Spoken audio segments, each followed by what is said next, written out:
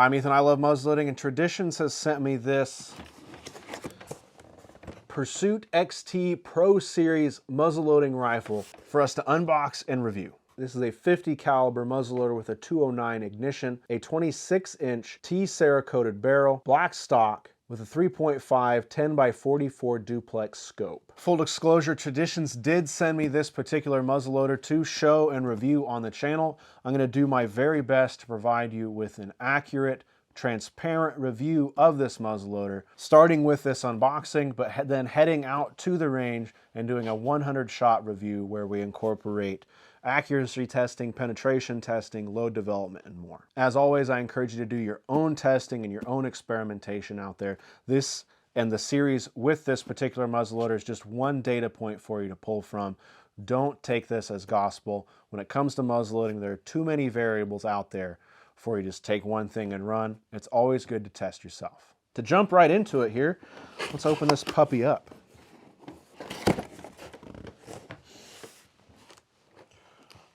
Fairly simple packaging. If like some of the other Traditions muzzleloaders I've looked at, we've just got kind of cardboard padding here. Especially shipping an optic, I'm surprised we don't have like foam and things. But hey, if it works. We've got a pamphlet on our scope. It's a Sport Optics optic. We have our instruction safety manual. I'm going to set these to the side. We can look at them a little later. It looks like we have a butt pad or butt pad insert here to give us a little more length of pull. And I've got a few little screws here. They look like they're the kind of screws for a scope mount. So maybe if we at some point needed to or wanted to take the optic off, we could fill those threaded holes for another sight system. Just checking here, nothing else underneath that padding. Let's get to our muzzleloader here. We do have something underneath here. Some goodies. Always good to check the box. We had a cleaning wipe, Allen wrench, and some different tools here. Slide those over. The Pro Series is new from Traditions. My understanding. They didn't send me talking points or anything, guys. I'm just telling you what I know. Pro is really big right now in marketing and branding, and Traditions is following suit here with their Pro line. We've got a little sticker here. The Pro Series includes adjustable cheek pieces, an adjustable length of pull with our spacer there, and a threaded barrel. Nice. So we can attach a muzzle brake if we want to. I'm a nerd for manufacturing and production, so I think that's kind of neat. I'm going to take off this sticker so we can access the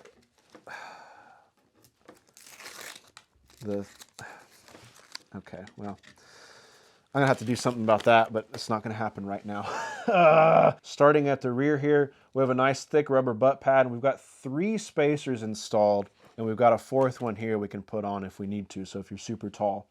We've got a sling swivel stud here in the base towards the toe, and we have our adjustable cheek rest there.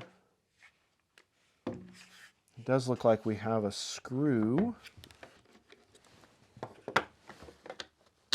Ah, okay. So we have steps here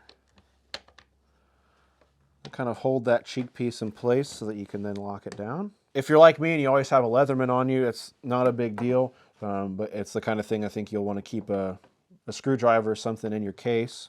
It's a brake action, and our brake is there on the front of our trigger guard. We've got a little lever. We can access that breech plug, and we have an extended thumb catch here on our hammer. Very nice. So you can grab that with it. That scope kind of gets in the way, and I found that on some of my other modern muzzleloaders. So that's handy. You can reach that from the side there. Plastic trigger guard. We've got a safety switch. Something I don't know if my other modern muzzleloaders have. Kind of cool. We've got our Pursuit Pro Series XT laser engraving there. 50 caliber barrel, 1 24 inch twist rate here. So again, like we see in many Modern muzzleloaders were leaning into the fast twist rates. 1 in 24 is pretty fast. We've seen some production muzzleloaders go down to 1 in 20 and maybe 1 in 18, but 1 in 24 is pretty solid. We've got a little Traditions pommel cap here with their logo, kind of neat. Nice checkering here in the foregrip, and I like it might be hard to see, but our foregrip here swells at the bottom and gives us a wider base. It kind of fits comfortably in the hand, but I see it working well from a rest or bipod. And then we have our final sling swivel stud up here at the front. The thing I don't like are these stickers. Stickers that have the paper underneath drive me nuts. This one doesn't bother me as much as the cheek rest, the cheek piece one. Should mention here that underneath our forestock, underneath our sticker, we've got a thread. We've got an Allen bolt here with matches our wrench to pull our forestock off, presumably to disassemble the forestock so we can fully clean our barrel, perform any maintenance for the muzzleloader that we might need. We'll go out to the muzzle here and we'll come back. We've got a multi-piece ramrod with a T-handle deal, TPF. Seems like it'd be easy to get lost, I guess. I want to look at the breech plug here. This is interesting. This product is licensed by Thompson Center Arms and Smith & Wesson under U.S. patent number 7814694. Have to look into that. The Pursuit XT features an accelerator breech plug similar in nature to the accelerator breech plug that we saw on the Traditions Pennsylvania Pellet Ultralight accelerator model. I want to take a look at this breech area. It looks like here in our bag we've got our Allen wrench. We've got a breech plug wrench with a nice hole in it to make it a little harder to lose. And so, okay. Even with that scope on there, we can wrap around and catch those holes and loosen that up. Okay. And then we can pull out this accelerator breech plug. Oh my. You can see that rifling? It looks nice and clean. To my naked eye, I don't see any burrs or anything, which is always nice. And here's our breech plug. So we've got our flash channel here where we can put our 209 primer. We've got 1.5 inches or so, 1.25 inches of threads. And we have a pretty small hole here at the base for that flash channel to come through to ignite our powder. Pretty simple, lots of grease, and we have a little O-ring on here. And I think, based on experience, it's good to check that O-ring because that O-ring's right down there by a lot of heat and ignition. So they can wear out over time. And so if you notice drastic changes, it's always good to change out that O-ring. And you can get it pretty snug in there without that wrench. I imagine the wrench might be just for taking it out, because the knurling on there makes that nice and easy, even with that scope on there.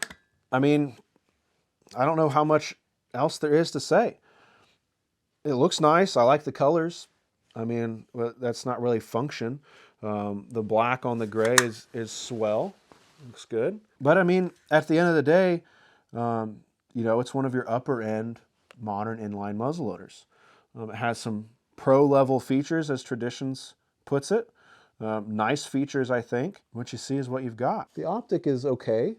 I mean, it's not, you know, like a loophole or anything, but for something that comes on the muzzleloader, I can see out there quite a ways. And we've got some hashes in there that we can work with. We've got Traditions branding here on the top of the scope. We can adjust that 3.5 to 10 times. There it is. The wrist is comfortable. It feels good holding it up. I like the adjustable cheek rest. I gotta say, I like that a lot. Lets me get down in there on it. The cheek rest is a little stiff. This is all hard plastic back here in the stock. Let's jump over here to our ramrod real quick.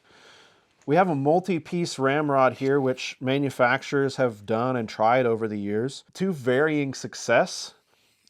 This is designed here. We have a little section cut out here so that this T grips on this ramrod here. It doesn't snap, but there's some tension there that keeps it from sliding off.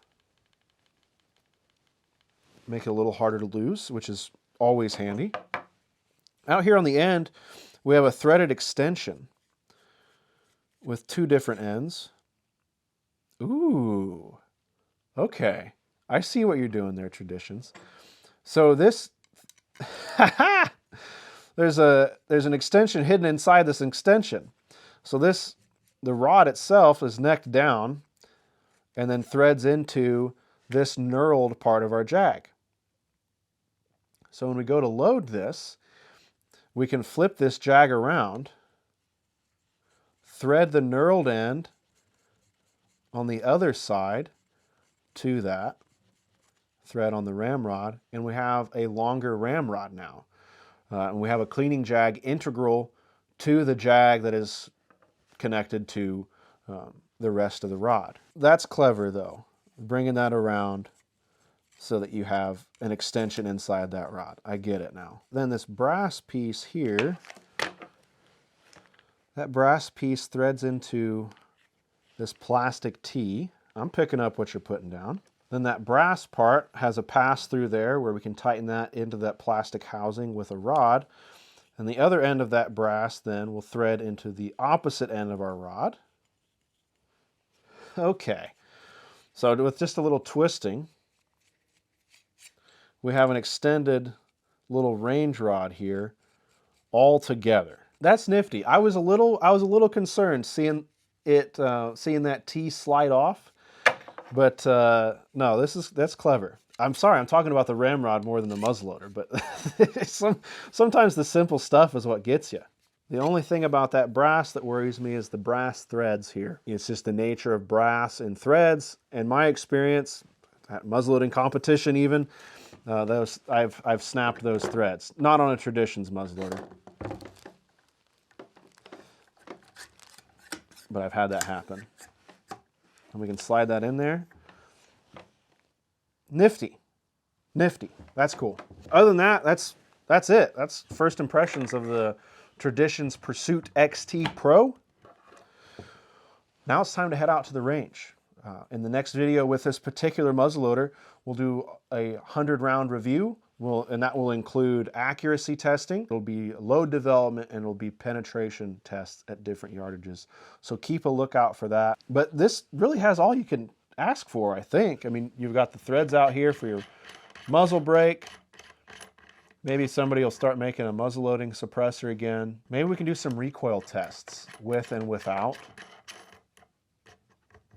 a muzzle brake on there. See if it makes any difference or not. If it affects accuracy, that'd be kind of fun too. That's all I've got for you. I'm Ethan, I love muzzleloading. If you'd like to learn more about this or anything else related to muzzleloading, please visit ilovemuzzleloading.com.